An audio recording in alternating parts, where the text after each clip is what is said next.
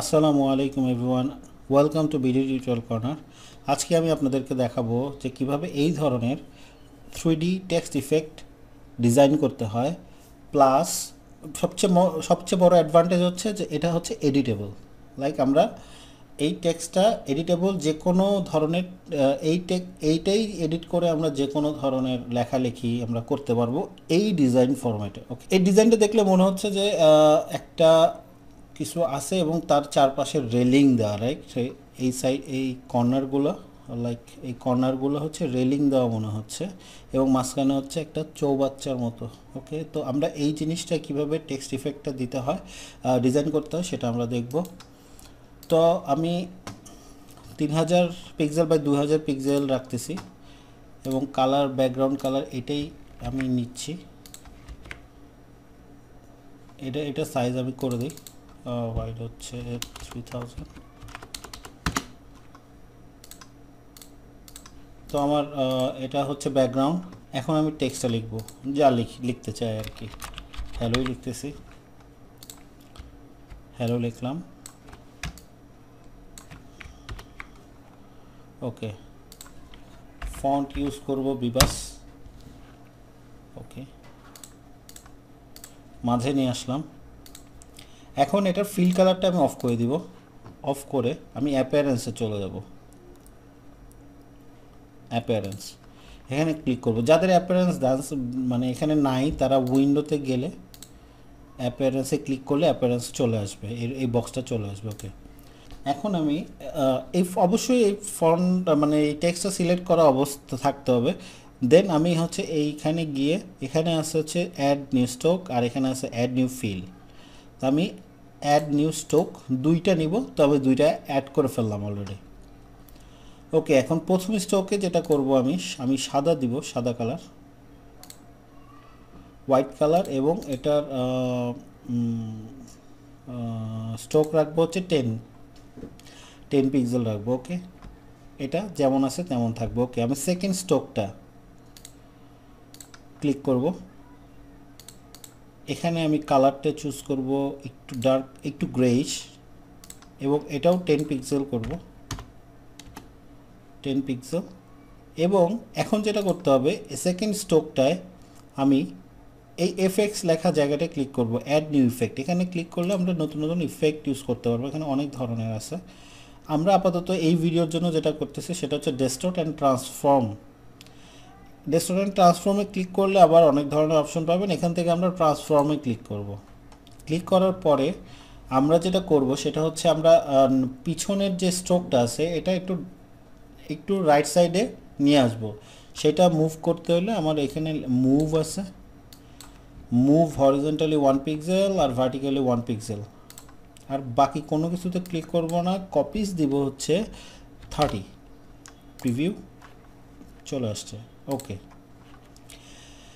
এখন আমি fill colour add করব। ফিল কালার কোনটা, আমি সাদাই রাখতেছি।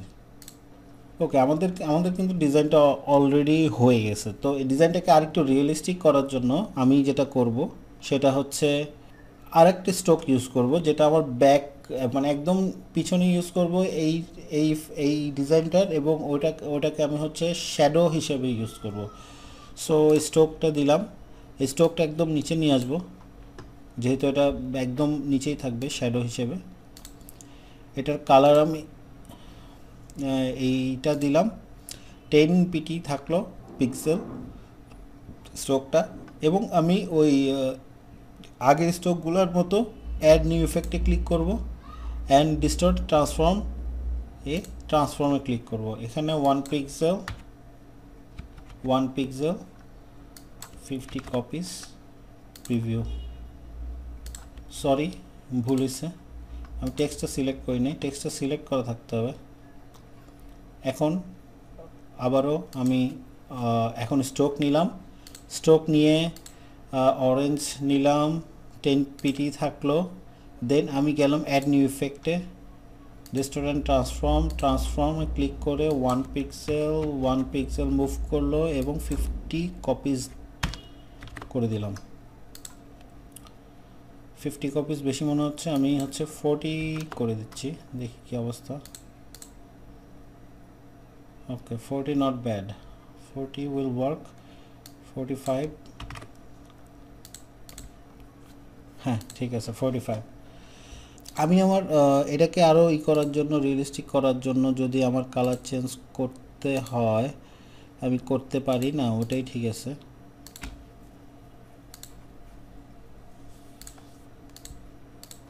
সো এটা আমাদের 3D টেক্সট ডিজাইন। মোটামুটি এটার একটা 3D ইফেক্ট আছে, এটাকে আরও কাজ করা যায়, রেট্রোর মতো করা যায়, সেটা আমি পরে দেখাবো কীভাবে রেট্রো টাইপ ডিজাইন করতে হয়। যাই হোক, এখন এই ডিজাইনটা আমি যে করলাম, এটার দেখেন টেক্সট, এইটা জাস্ট একটা টেক্সট, একটা ফন্ট হিসাবে আপনি রেখে দিতে পারেন যে কোনো সময়, যে কোনো, এখানে হ্যালো আছে, এখানে আমি দিব কি আমাদের BD tutorial corner, BD tutorial, এটাও আমি রাখতে পারি, রাইট, বিডি টিউটোরিয়াল। দেন আমি জোকস 100% এডিটেবল। ওকে, সো আপনারা এই ডিজাইনটা করে আপনারা এই ফরম্যাটটা রেখে দিতে পারেন এবং যে কোনো ডিজাইনে আপনারা অ্যাপ্লাই করতে পারেন এবং এটা এডিটেবল। এটাই হচ্ছে সবচেয়ে বড় অ্যাডভান্টেজ। মানে আমি একবার ইফেক্ট, মানে এই শেপটা দাঁড় করাতে পারলে, এই ইফেক্টটা দাঁড় করাতে পারলে দেন আমি ওই ইফেক্ট ইউজ করে আমি যে কোনো ধরনের টেক্সট বানিয়ে ফেলতে পারবো, যেটা আমাকে বারবার এই, মানে এই 3D ইফেক্টটা আমার বানাইতে হবে না। সো এই ছিল আজকে tutorial. Thank you so much এই ভিডিওটা দেখার জন্য। আর ভিডিওটা যদি হেল্প করে থাকে প্লিজ ডু কমেন্ট, এটা লাইক মেরে দিন আর শেয়ার করে দিন। আসসালামু আলাইকুম, বিদায়।